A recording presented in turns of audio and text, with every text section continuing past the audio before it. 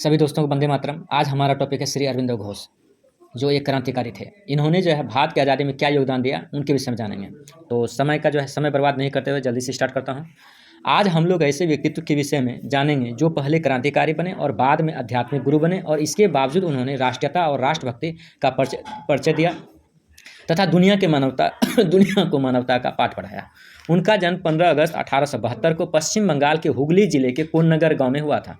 उनके पिता का नाम कृष्ण धनु घोष था।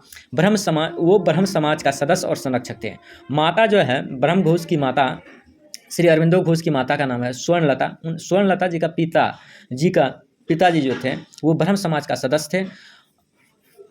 श्री अरविंदो घोष की माता स्वर्णलता जो धार्मिक प्रवृत्ति की महिला थी। तो आज हम लोग जो है श्री अरविंदो घोष की शिक्षा के विषय में अगर बात करें तो श्री अरविंदो घोष जो है 5 वर्ष की अवस्था में यूरोपीय लोगों द्वारा संचालित कन्वेंट स्कूल में प्रवेश दिलाया उनके माता पिता ने, मतलब उसका नाम लिखाया। 7 वर्ष की अवस्था में आगे की पढ़ाई के लिए उनके माता पिता ने इंग्लैंड भेज दिया। उन्होंने स्नातक की पढ़ाई कैम्ब्रिज यूनिवर्सिटी से किया, और इसी दौरान वह फ्रांसीसी क्रांति से प्रभावित हो गए, जिसका मोटो था भ्रातृत्व, समानता और बंधुत्व का नारा था। उन्होंने ICS एग्जाम पास किया, लेकिन घुड़सवारी में जानबूझकर या मान के चले कि फैल कर गए ताकि वे देश की सेवा कर सके और राष्ट्रीय आंदोलन में भाग ले सके। वर्ष 1892 में 14 वर्ष की बाद अरविंद घोष जी भारत अपना देश वतन वापस आ गए। उसके बाद वे बंगाली भाषा और साहित्य पढ़ने लगे, क्योंकि उस समय बंगाल क्रांतिकारी गतिविधियों का केंद्र था, क्योंकि वे क्रांतिकारियों का मूल भाव समझना और जानना चाहता था। स्वतंत्रता आंदोलन में अरविंद घोष का योगदान 1892 तक भारत का परतंत्र का कारण, भारत का क्रांतिकारियों का विचार, भारत में कौन चीज़ का कमी है, कौन चीज़ का ज़्यादा है, वो सारा कुछ समझ चुके थे।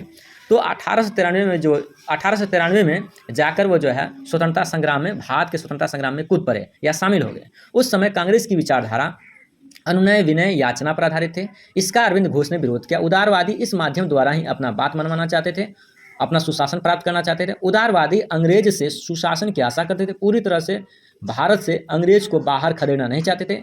इसी तरह से भारत को अंग्रेज मुक्त नहीं कराना चाहते थे। ऐसा उन्होंने कांग्रेस के 3 अधिवेशनों में भाग लेकर समझ चुके थे। पेज नंबर आते हैं 3 पर। 1902 में उन्होंने अहमदाबाद अधिवेशन में, 1904 में बम्बई अधिवेशन, 1905 में बनारस अधिवेशन में श्री अरविंद घोष ने भाग लिया, और भाग लेने के बाद उन्होंने कांग्रेस की नीतियों को समझा बूझा, तब जाकर उनका विरोध किया। अब आते हैं नीचे आगे। तब उन्होंने बूढ़े और पुरानी विचारधारा वादियों को अपना विचार बदलने के लिए new lamp for the old नामक लेख लिखा। इस लेख में कांग्रेस की नीतियों की आलोचना की गई और कहा कि इस नीतियों के द्वारा भारत की आज़ादी संभव नहीं है। इसीलिए आप लोग जितने भी उदारवादी हैं जो इस विचारधारा का पालन करते हैं, वो अपना विचार बदल दें, और जिन विचारों से भारत की आज़ादी संभव है वो विचार अपना लें। वर्ष 1905 में जब लॉर्ड कर्जन ने बंगाल को 2 भागों में बांट दिया, अब कब बांटा था दोस्तों? 19 जुलाई 1905 को लॉर्ड कर्जन ने घोषणा किया था कि बंगाल 2 हिस्सों में बटेगा, और 16 अक्टूबर 1905 को बंगाल को 2 भागों में विभाजित कर दिया था। तब वे सक्रिय राजनीति में पूरी तरह से कूद गए, अर्थात 1905 में 16 अक्टूबर को।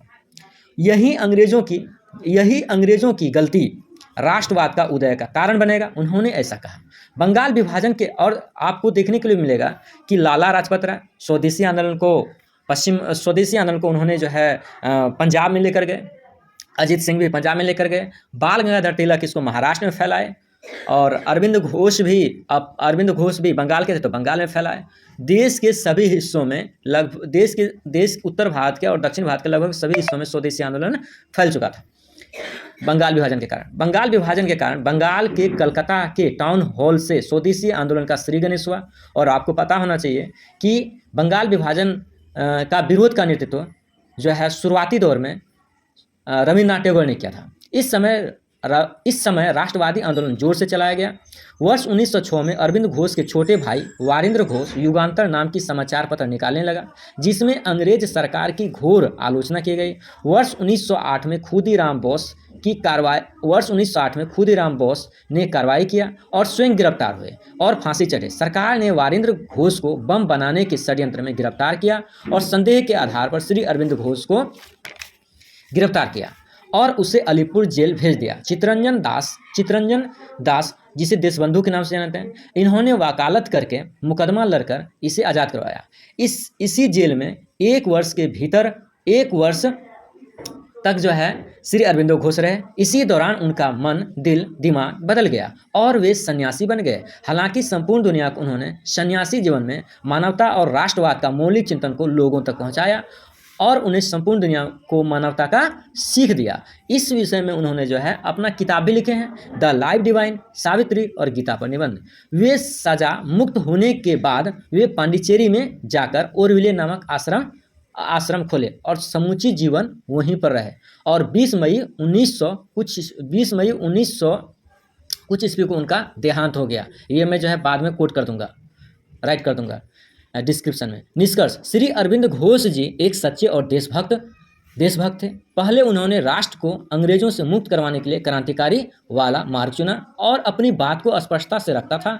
बाद में वे सन्यासी के रूप में संपूर्ण दुनिया को मानवता का संदेश दिया, जो कि आज भी हमारे दिलों में है। थैंक यू दोस्तों, आज का वीडियो देखने के लिए धन्यवाद। अगर आपको पसंद आता है तो लाइक करें, शेयर करें, सब्सक्राइब करें।